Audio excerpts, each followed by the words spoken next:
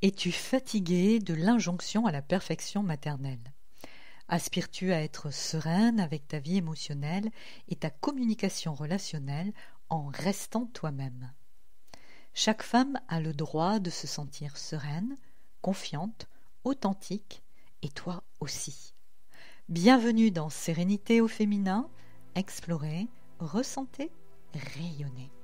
Le podcast de Pascal Ségura qui accompagne les femmes, avec ou sans responsabilité éducative, à être sereines avec leur vie émotionnelle et à épanouir leurs aptitudes et conduites relationnelles. Tu trouveras ici des audios dont certains sont spécifiquement créés pour mon cercle privé Le Refuge. Tu vas y découvrir comment pacifier ta relation aux émotions, cultiver l'amour de soi et créer des relations profondes, authentiques et bienveillantes. Le tout en conscience. Ce podcast est ton allié pour garder le cap de ta sérénité, t'aider à te libérer du regard des autres, t'autoriser à être pleinement toi-même, ancré dans le présent. Si tu aimes ce genre de partage, sache qu'il existe Le Refuge, mon cercle privé participatif. C'est un espace cocon en ligne qui te permettra d'entendre des audios réguliers tels que celui-ci, tout en profitant d'ateliers thématiques mensuels, de sessions de questions-réponses en direct, de défis de co-création et de bien d'autres belles surprises incluses dans l'abonnement, pour construire ensemble cette sérénité durable. Épisode 2. Continuons de voir comment alléger la pression de la perfection maternelle. Dans le précédent épisode, nous avons évoqué la pression sociétale à être une super mom, la croyance de ne pas être assez, les origines de la quête de la perfection liée à l'enfance, et la croyance qu'être parfaite vous permettra d'être davantage aimée. Pour rappel, ce podcast ne vise pas à dicter comment vous devez être en tant que mère, mais à offrir un espace de réflexion pour celles qui se sentent accablées par cette pression. Vous trouverez ce contenu également disponible sous la forme d'un support pédagogique offert, voire le lien de téléchargement en description. Il est composé de l'intégralité de l'article dans sa forme écrite, mais surtout de 19 questions introspectives et de 8 exercices guidés. Dans ce deuxième épisode, deuxième et dernière partie, découvrons maintenant d'autres facteurs sociétaux et psychologiques qui entrent en jeu quand nous évoquons la perfection maternelle. Si je suis parfaite, mes enfants le seront. Question introspective. Pensez-vous que votre perfection rendra vos enfants parfaits? Rien n'est moins sûr.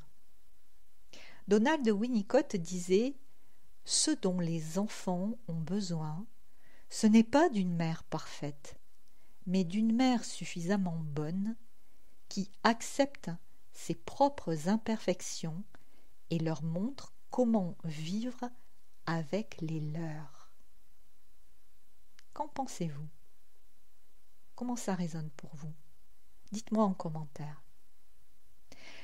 Votre perfection pourrait plutôt décourager l'enfant, ternir son estime de lui-même, surtout s'il se compare à vous ou à sa fratrie, ses frères, ses sœurs. En réalisant que le monde n'est pas parfait, il aura l'opportunité, en grandissant, de choisir et de décider qui il veut être, quel modèle l'inspire, quelle valeur il veut incarner, et quelle sera sa contribution au monde. Ne pas montrer vos failles ne signifie pas que vous n'en avez pas, ni que les autres ne les voient pas ou ne les sentent pas. Être en paix avec vos imperfections montre à l'enfant qu'il peut être en paix avec les siennes. Elles ne le définissent pas et n'enlèvent rien à sa valeur. Il a le droit de ne pas être parfait, de ne pas répondre aux attentes, sans que cela ne mette à mal l'amour qu'on lui porte. Si certaines de ses réactions lui déplaisent, il apprendra plus facilement à les transformer s'il est entouré d'adultes qui montrent l'exemple. Cela lui apprend également à développer de la compassion pour les imperfections des autres. Tiens, je repense à quelques situations, notamment cette maman qui culpabilisait à chaque fois qu'elle perdait son calme et se fâchait un peu vivement avec son fils aîné. Elle s'en voulait vraiment de lui parler trop durement, car il lui faisait souvent la remarque « Tu cries, maman, tu me fais peur !» Je lui avais suggéré de l'écouter et d'être honnête avec lui. Lui dire que c'était vrai, qu'elle en était désolée, qu'il n'y était pour rien, et que parfois elle était juste épuisée et en colère. Lui apprendre aussi qu'il y a des temps d'écoute privilégiés, où ils peuvent aborder ensemble ce qui pose problème, et d'autres moments où elle avait vraiment besoin de ne pas être dérangée. Comme tout apprentissage, cela demandera sans doute d'être reformulé, répété, rediscuté, jusqu'à ce que la relation soit plus apaisée et harmonieuse. Je pense aussi à cette autre maman qui avait décidé qu'elle serait différente de sa propre mère et qu'elle éviterait de reproduire les mêmes schémas de peur et de manque de confiance, tant elle percevait que les peurs de sa mère avaient impacté sa propre confiance et continuaient encore de la bloquer parfois. Lorsque vous acceptez votre propre imperfection, vous montrez à vos enfants qu'ils ont le droit d'être humains et imparfaits. Cela leur permet de comprendre qu'ils n'ont pas besoin d'être parfaits pour être aimés et acceptés. L'imperfection humaine fait partie de la vie, tout comme les erreurs font partie du processus d'apprentissage et de croissance. C'est libératoire pour l'enfant, et cela lui permet de moins avoir peur des siennes, d'en comprendre le sens, de savoir comment se laisser traverser par ses propres émotions, de connaître et de savoir exprimer ses limites, de se pardonner ses propres réactions vives, de développer sa résilience et son autonomie. Petit mémo. Si vous voulez sortir de la croyance que votre perfection garantit celle de vos enfants, je vous propose de retrouver d'autres questions introspectives et un exercice spécifique guidé dans le support pédagogique. Pensez à le télécharger, le lien est en description. Une autre origine de tension possible est la non-identification et ou la non-réponse à vos besoins. Même si de nombreuses mères admettent qu'elles auraient besoin ou envie de plus de temps pour elles, certaines ne sont pas à l'aise avec le fait de se l'accorder. Elles pensent que cela pourrait être une forme d'égoïsme et ou leur être reproché plus tard. Dites-moi, est-ce que vous vous reconnaissez dans ce genre d'exemple ? Est-ce que cela vous parle ? Pourtant, savoir respecter vos besoins est aussi important pour vous que pour votre ou vos enfants, comme l'explique le chapitre suivant. Prendre du temps pour soi. Alors, nécessité ou égoïsme ? Votre enfant a avant toute chose besoin d'amour et d'une maman vraie, authentique, qui fait de son mieux dans l'acceptation de ses forces comme de ses limites. C'est vous qui savez ce qui contribue à votre équilibre.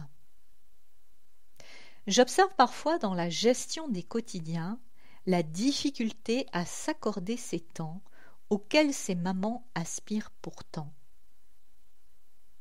En arrière-plan apparaissent des croyances limitantes comme « c'est de l'égoïsme » et ou des sentiments pluriels dont la culpabilité.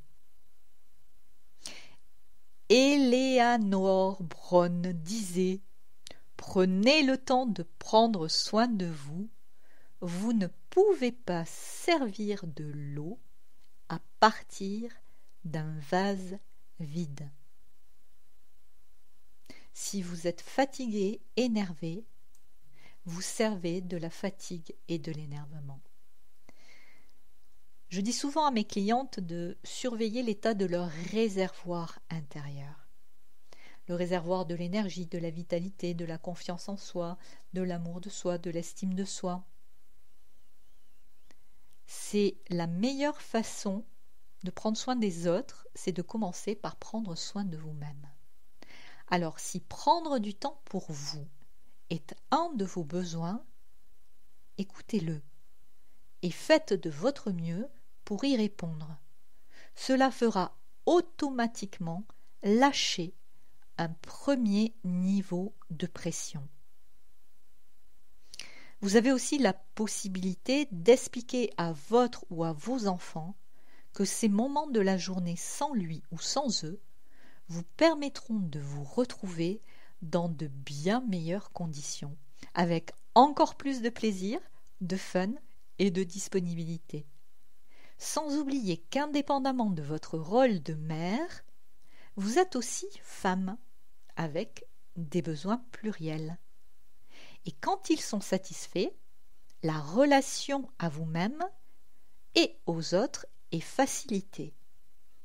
Alors quand je parle de besoin, c'est pas dans l'évocation de quelque chose qui vous manque, c'est dans l'évocation de quelque chose qui est là et qui invite à en prendre soin, pour que vous soyez plutôt à l'image de cette maman sereine, tranquille, équilibrée, joyeuse, fun. C'est toujours important de vous projeter à partir d'une vision qui est positive et qui part d'un plein plutôt que d'un sentiment de manque. D'accord ? Donc le besoin peut être associé à « Ah, il me manque quelque chose ». Mais j'aurai l'occasion d'y revenir. Donc vraiment, voyez-le plutôt dans « Je prends soin de moi » et ma vision, c'est la maman que j'ai envie d'être. C'est super important ça. Dans l'énergie, j'en reparlerai sur un autre podcast. Je pense à ces autres situations après cette petite parenthèse, notamment à ces mamans solo célibataires, j'en ai en accompagnement, qui culpabilisent parfois de sortir pour rencontrer quelqu'un ou passer du temps avec un nouvel amoureux, ou à celles qui ne s'accordent pas une activité de loisir par semaine pour ne pas laisser les enfants seuls, l'enfant qui ont au-dessus de 8 ans. Alors, si vous êtes dans ces cas de figure, j'ai une petite question introspective rien que pour vous. Si vous vous accordiez ces petits moments pour vous, que ce soit pour vous reposer, aller faire du sport, un soin, un massage, que sais-je, comment vous sentiriez-vous ?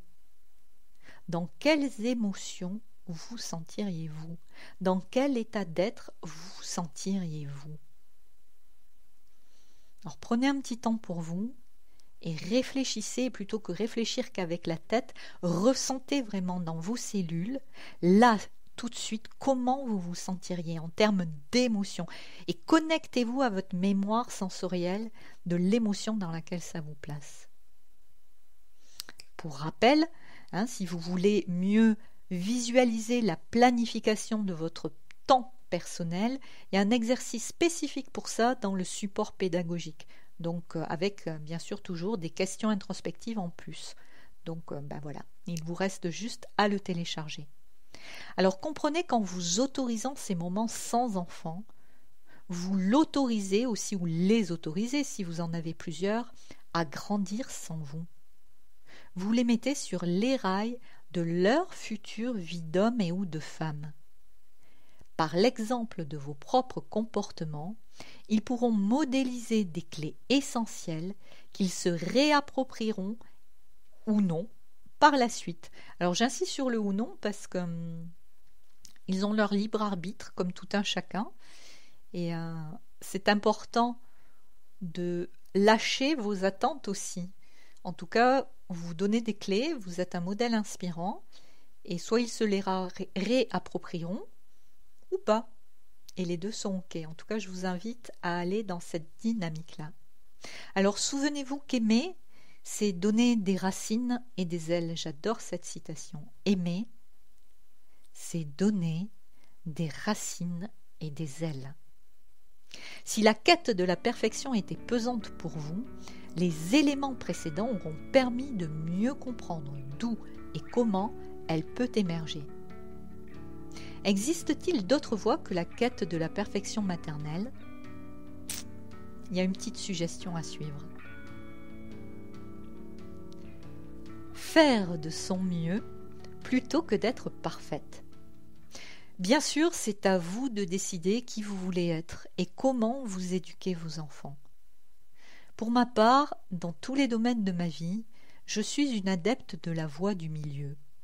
Après avoir constaté les bienfaits que cela m'a apporté et les bienfaits que cela apporte dans la vie de mes clientes, j'ai adopté ce fameux accord Toltec de Don Miguel Ruiz, faites de votre mieux. S'autoriser à ne pas être parfaite et s'engager à faire de son mieux sont deux exemples d'autres voies possibles. Tiens, je vous relate aussi ces petits mots-là de cette maman qui m'avait beaucoup touchée. Elle m'avait dit en séance: maintenant, je fais de mon mieux avec ce que j'ai et ce que je sais. Ce qui importe, c'est que j'aime mes enfants et que je suis là pour eux, imparfaite et humaine. Comment ça résonne pour vous ? Dites-moi en commentaire, n'hésitez pas. Comment ça résonne ? Comment ça fait sens ? Adopter cette approche peut vraiment vous aider à soulager la pression et vous aider également à retrouver un sentiment de calme, de satisfaction dans la parentalité. Alors comme toujours, ce qui est important, c'est l'expérimentation. Donc je vous propose surtout d'expérimenter. Et pour vous encourager à faire du mieux que vous pouvez, dans le support pédagogique, vous avez encore un petit exercice spécifique pour ça et d'autres questions introspectives. Donc vous savez maintenant ce qu'il vous reste à faire pour y accéder. L'imperfection est un point de départ parfait pour l'authenticité. Brené Brown. Je redis parce qu'elle est très belle cette citation. L'imperfection est un point de départ parfait pour l'authenticité. Comment ça résonne pour vous ça aussi ? Est-ce que ça fait sens ? Quand c'est que vous vous sentez authentique ? Et si vous étiez authentique, comment vous sentiriez-vous ? Bon, là je vous fais des petits bonus qui n'étaient pas prévus, mais c'est du plus. Alors en décryptant pas à pas quelques déclencheurs de cette quête de la maman parfaite, commencez-vous peut-être à percevoir la possibilité d'une vision nouvelle de la maman que vous voulez être. Une vision allégée de ce qui était lourd, autant pour vous que pour votre ou vos enfants, voire même pour votre entourage. Dites-moi, si tout était possible, là, tout de suite, si je vous donne une baguette magique, quelle serait cette nouvelle vision de la maman que vous pourriez être? Et surtout, toujours, au niveau émotionnel, comment vous sentiriez-vous si vous l'étiez? Alors, en guise de conclusion, on va avancer ensemble vers une vision transformée. Je rappellerai d'abord les points importants vus pour alléger la pression. Alors, d'abord, se libérer de la fameuse pression sociale. Acceptez sereinement vos imperfections, tout comme vous acceptez vos qualités. Elles font partie de votre humanité. Apprenez à construire des relations authentiques, et ça, ce n'est possible qu'en acceptant vos limites et imperfections, et en sachant les exprimer. En tant que mère, faire de votre mieux en étant authentique vous aidera à être des modèles inspirants pour vos enfants. En montrant comment accompagner, exprimer vos émotions, communiquer et appréhender la vie avec authenticité, vous leur enseignez des leçons inestimables. Alors, une autre clé, c'est passer à l'action. N'oublions jamais qu'il existe en chacune de vous une force invincible qui vous permet de surmonter les obstacles, de transformer ce qui ne vous convient pas ou plus dans vos façons d'être et ou de faire. Combien de fois j'ai des clientes qui me disent je ne sais pas comment j'ai réussi là à sortir de ça, par exemple, à sortir de telle relation ou à sortir de telle situation. Et ça a demandé des efforts, ça s'est pas toujours fait dans la facilité, dans la fluidité. Parfois aussi, ça peut se faire dans la facilité, la fluidité. Mais quoi qu'il en soit, ça ne peut se faire que si on passe à l'action. Donc vraiment, activer le levier, le pouvoir du passage à l'action. C'est vraiment super important aussi sur la confiance en soi. On a vu aussi l'importance de ne pas rester isolé avec vos difficultés. En tout cas, là, je vous le rappelle, prise dans le quotidien, l'isolement peut guetter. Alors ne restez pas isolé avec vos difficultés. C'est vraiment le message que je souhaitais aussi vous faire passer. Ça peut être rejoindre une communauté, des ateliers, des groupes de travail, en nous rassemblant, en partageant nos difficultés, mais aussi nos solutions. Nous soutenons et enrichissons nos expériences mutuelles. Nous construisons un espace où la bienveillance et la croissance personnelle sont au cœur de notre quotidien. Et ça, c'est vraiment l'intention qui anime tous mes espaces, formation et accompagnement. Si vous avez encore envie d'un petit exercice complémentaire, je vous en ai concocté un. C'est un exercice de visualisation de compassion. Et il vous attend, vous le savez, dans le support pédagogique. Alors oui, construire la nouvelle mère et ou femme que vous voulez devenir en étant accompagnée peut faire gagner beaucoup de temps, d'énergie et éviter bien des écueils et des moments de découragement. C'est à chacune de voir ce qui est juste pour elle. Eleanor Roosevelt disait « N'oubliez jamais qu'il existe en vous une force invincible qui vous permet de surmonter n'importe quel obstacle. Vous êtes bien plus que les rôles que vous assumez dans la vie. En intégrant dans votre quotidien les pratiques proposées dans le support pédagogique et dans cet audio, dans cet article, vous pourrez progressivement apprendre à libérer votre esprit de la pression de la perfection et cultiver une relation plus authentique et aimante avec vous-même et vos enfants. C'est vraiment dans cette acceptation de nos imperfections que vous trouverez la vraie beauté et la profondeur de la parentalité, ainsi que la possibilité de manifester la nouvelle version de la mère que vous souhaitez être. Si vous avez envie d'aller plus loin, je pourrais vous proposer une petite minute de respiration, mais ça va venir au prochain épisode. J'espère sincèrement que cet audio t'aura plu, inspiré, aidé et qu'il va te permettre de faire un pas de plus vers ta sérénité. Si vous avez aimé, n'hésitez pas à partager, liker, commenter pour rendre ce podcast plus visible à d'autres mamans à qui il pourrait être utile. Retrouvez d'autres audios quotidiens comme celui-ci dans mon cercle privé participatif Le Refuge. Intégrer le refuge, c'est aussi rejoindre une communauté de femmes bienveillantes qui partagent les mêmes aspirations que vous pour se soutenir et s'inspirer mutuellement. Soyez fiers de qui vous êtes toujours, aimez-vous et rappelez-vous que vous êtes déjà une maman suffisamment bonne. À bientôt dans le prochain épisode où j'ai laissé un petit peu percer la thématique. Il se pourrait que ça soit une méditation guidée pour vous aider à relâcher encore plus cette pression. À très bientôt. Prenez soin de vous.